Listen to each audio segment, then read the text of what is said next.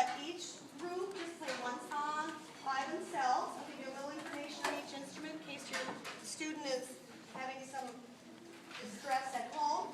The first section is going to be flute. I should just have Ashley come and give a testimony. Flutes are always behind at the beginning of fifth grade. True? Yes. And then they pass everybody not too long, right? They're speedy later. Here's the problem with flute. The fingerings are confusing, like thumb, pointer, pinky. Oh, and you can't see your hands because we make you hold it out here. It's really tricky at first.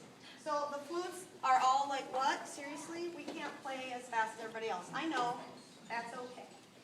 As soon as they get that memory of how that feels, they're going to pass everybody. So this is a group that they have a really, what's the word for it? Patience. Good patience to learn the beginning of flute. So the flute's going to play us number 11. Ready, flute?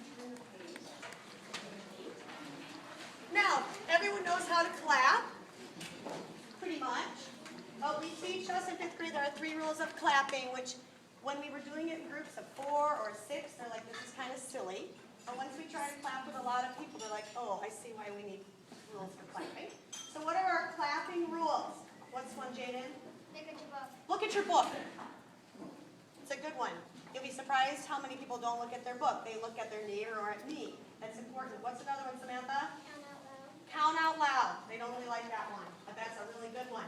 What's the last one, Brendan? Don't clap on the rest. Those are our 3 clapping rules. So we're going to clap number 14 for you. You ready? Look at your book. Count out loud. Don't clap on the rest. 1, 2, 14, go.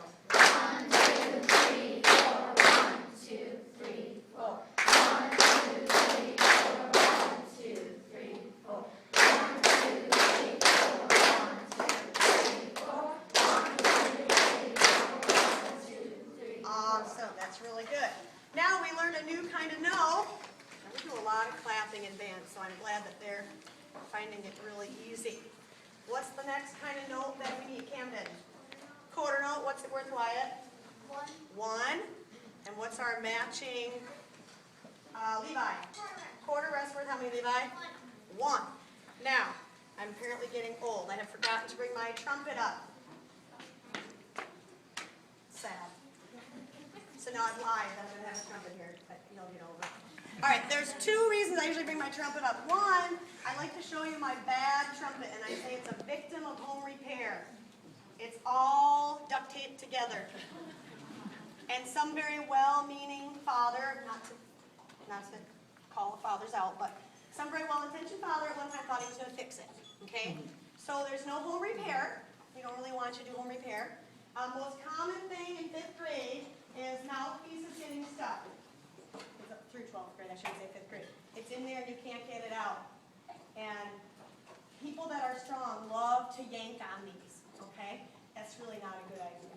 So my victimized trumpet, all the welds on the entire trumpet was in like 4 pieces. And all they did was go like this, trying to get the mouthpiece out. So no home repair, no putting any kind of odd oil concoction that you've mixed yourself onto the valves. And sometimes it seems like a really good idea. And actually Miss Patnott has an oil concoction that she's made that works really well. So it's not like you never can. But usually it's not a good idea. I was telling them if your horn is broken, 90% of the time I can fix it. Because I've seen it a lot before. And if I can't, the repairman will come every single week. If it's something easy, he'll fix it here. If it's something hard, he'll take it away and bring it back the next week, okay? But if you have a question about it, 5th graders are also famous for not wanting to say anything that their horn is broken. So if you know it's broken and they're afraid to say it, just tell me and I'll help them out. So that's the one reason I usually bring my trumpet. The other is I like to demonstrate tonguing. And if I play 4 notes that are really airy sounding, they don't sound very nice, that's because I'm not starting each note with my tongue. It seems really obvious that everyone should be able to use their tongue. It's not natural for everyone. So we work a lot at the beginning of 5th grade on tonguing. We're supposed to tongue every note. If you don't tongue every note, you run out of breath really fast. It's really tiring. And you can't play very fast either, changing notes fast. So we worked a lot on tonguing, and when we did quarter notes, we started that. So if they're practicing at home and they sound really airy, that's probably what's wrong. And you can say, are you starting your note with your tongue? And I tell them it's kind of like if you have a hair on your tongue, when you want to spit it off your tongue. That's how it should kind of feel. Okay? So we're going to demonstrate quarter notes for you. Ready? 15. Percussion move.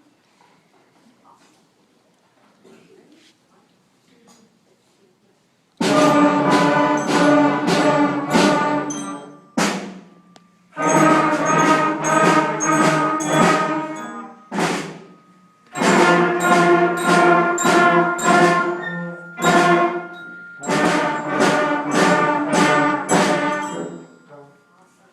And now let's try Rain, Rain. We finally get to a song that they recognize. Number 17. I can see Uriah.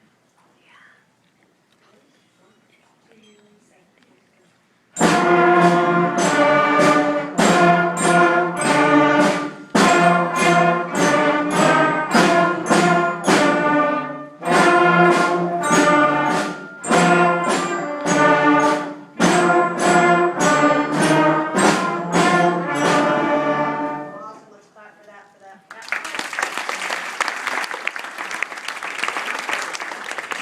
Okay, this section that's going to demonstrate Rain, Rain is clarinet. So we said before, clarinet's a little tricky to put together. It's a reed instrument. So if your student has a clarinet or a saxophone, they can't really play if the reeds all chipped up. They can buy reeds as soon as they run out of reeds, or if they're getting low, they only have 1 left. They can buy them in the office from Jody any day, any time of day, before after school or during the day.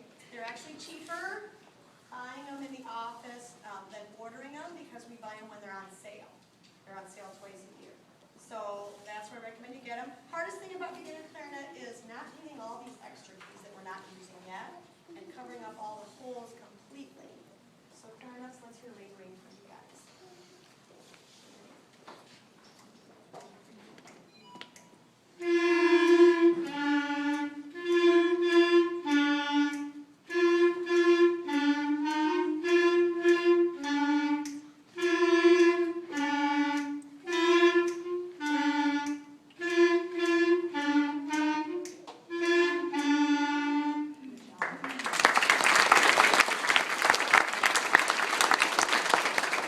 Then we learned our 4th note, because we need more than 3 notes. So let's play the new note in the green box, number 18. Okay? It's a low note, nice and soft. Give it a try. 1, 2 notes. And now let's play the new note on number 19. Real low note. 1, 2, right. Now all of a sudden we know the first 5 notes of our scale. Now, here's something that's tricky for beginners to learn. So everybody play that note again. There you go. All right, so tuba, trombone, baritone, bells, and flute, what note were you just playing? B flat. Clarinets and trumpets, what note were you just playing? C. Saxes, what note were you just playing? G. French horn, what note were you just playing? F. That's right. So they're all playing a different note and it all sounds the same. So I try to explain to them because of their instruments and how they're made, they're in different keys. If we all want to sound the same, we actually all have to play different notes. That to a beginner is a little, doesn't make sense, but it's just the way it is.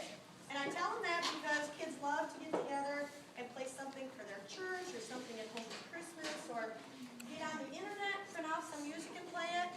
But if they're playing with a different instrument, it has to match. So I just try to start that. We start our scale. So let's try our scale. Our first 5 notes. Let's play note 1. Let's play each note we're working. Okay, so we're working on our first scale. We know a little more than the alphabet. 1, 2, note 1, go.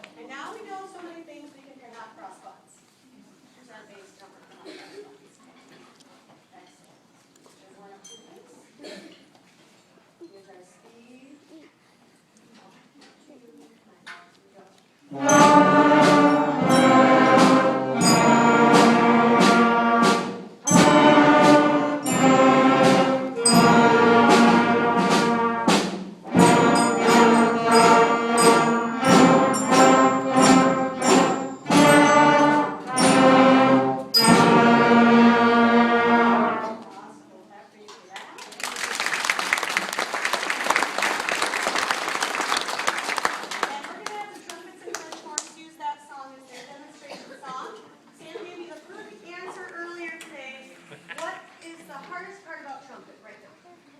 The difference between the C and the G. Right, so two notes that have no fingers down, but one's supposed to be high and one's supposed to be low. That's the hardest part about playing trumpet. Some of their mouths were made so the high notes are easy. Some are made so the low notes are easy. It's tricky. French horn, not because I played French horn and Mrs. Parson and Miss Catnod, not because it's the best instrument in the band, but it is the hardest instrument to start. It can play a lot of notes. I bet open, I don't know. She could probably come up with 12 notes if she just played open. So how do you know if you're on the right one? It's very tricky. And most bands don't start beginner French horns. So the band book writes the easy notes for trumpet and clarinet, and she's stuck on the hard notes because her notes don't match.